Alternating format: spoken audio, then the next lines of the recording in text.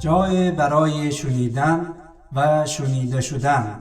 رادیو مهر، ارمغان امید و آینده.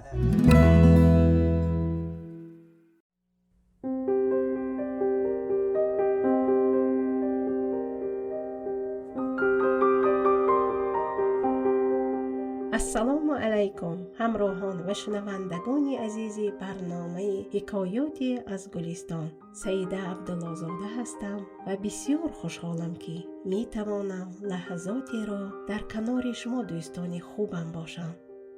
امیدوارم در هر جایی که هستید لبخند رضایت روی لبانتان نشسته باشد و زندگیتان سرشار خوبی و خوشی و سلامتی باشد.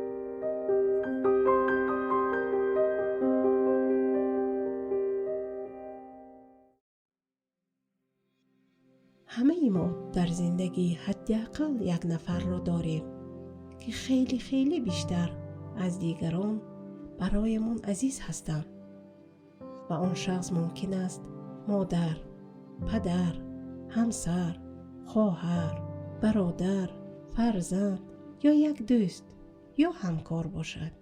کسی که حتی با فکر کردن به او لبخند بر لب می آید و آدم به خاطر آرامش که در کنار آنها دارد تلاش می کند که دوباره در کنار او باشد. کسی که آنقدر برایمان عزیز است که حاضریم از جان و مال برایش بگذاریم. اما زندگی همیشه یک نواخت نیست و پستی و بلندی های بسیار دارد و اینجاست که حقیقت آدم ها نمایان می شوند. و می پرسید یعنی چی؟ بعضی ها فقط تلخی آن لحظه را می بینند و با تلخی های ناآگاهانه همه چیز را ویران می کنند و بعضی ها همیشه سعی می کنند تا با به یاد آوردن خوبی ها تلخی آن لحظه را کم کنند و با حفظ آرامش دوباره زندگی را شیرین کنند. این افراد یک قاعده خیلی آسان دارند که میگویند دو چیز را در زندگی نباید فراموش کرد. اول خدا و دوم مرگ. و دو چیز را همیشه باید فراموش کرد. اول خوبی های خود در حق دیگران. دوم بدی های دیگران در حق خود.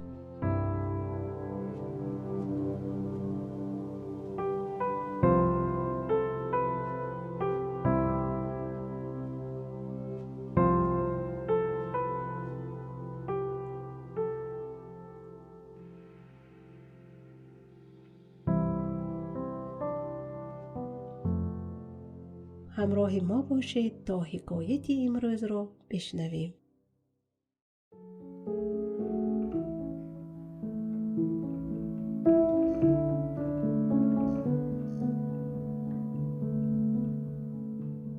ملک زوزن را خواجه‌ای بود، کریم النفس نیک محضر، که همگان را در مواجهه خدمت کردی و در غیبت نکویی گفتی. اتفاقاً از او حرکتی در نظر سلطان ناپسند آمد. مصادره فرمود و عقوبت کرد و سرهنگان ملک به سوابق نعمت او معترف بودند و به شکر آن مرتهن. در مدت توکیل او رفق و لطافت کردندی و زجر و معاقبت روان نداشتندی. صلح با دشمن اگر خواهی، هرگه که تو را در قفا عیب کند در نظرش تحسین کن. سخن آخر به دهان می گذرد موذی را، سخنش تلخ نخواهی دهانش شیرین کن. آنچه مضمون خطاب ملک بود از عهده بعضی به در آمد و به بقیت در زندان بماند. آوردند که یکی از ملوک نواحی در خفیه پیامش فرستاد که ملوک آن طرف قدری چنان بزرگوار ندانستند و بی عزتی کردند.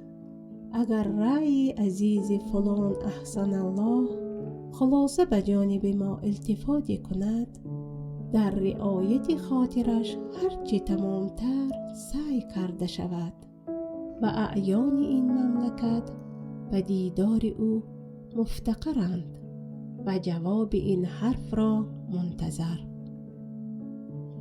خواجه بر این وقوف یافت و از خطر اندیشید و در حال جوابی مختصر چنان که مصلحت دید بر قفای ورق نوشت و روان کرد. یکی از متعلقان واقف شد و ملک را اعلام کرد که فلان را که حبس فرمودی با ملوکی نواحی مراسله دارد. ملک به هم برآمد و کشف این خبر فرمود. قاصد را بگرفتند و رسالت بخواندند. نبشته بود که حسن ظن بزرگان بیش از فضیلت ماست و تشریف قبولی که فرمودند بنده را امکان اجابت نیست به حکم آن که پرورده نعمت این خاندان است و به اندک مایه تغییر با ولی نعمت بی وفایی نتوان کرد. چنان که گفتند آن را که بجای توست هر دم کرمی، عذرش بنه ار کند به عمر ستمی. ملک را سیرتی حق شناسی از او پسند آمد و خلعت و نعمت بخشید و عذر خواست. گفت یا خداوند، بنده در این حالت مر خداوند را خطا نمی بینم. تقدیر خداوند تعالی بود که مر این بنده را مکروهی برسد، پس به دست تو اولاتر که سابق نعمت بر این بنده داری و ایادی منت. و حکما گفتند گر گزندت رسد ز خلق مرنج، که نراحت رسد ز خلق نرنج. از خدا دان خلاف دشمن و دوست، که این دل هر دو در تصرف اوست. گرچه تیر از کمان همی گذرد، از کماندار بیند اهل خرد.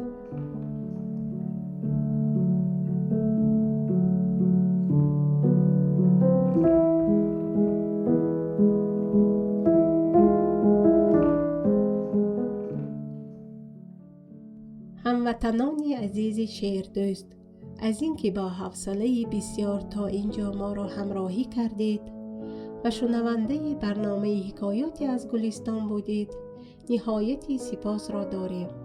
تا برنامه بعد شما خوبان را با آرزوی شادکامی به خداوند منان می سپاریم.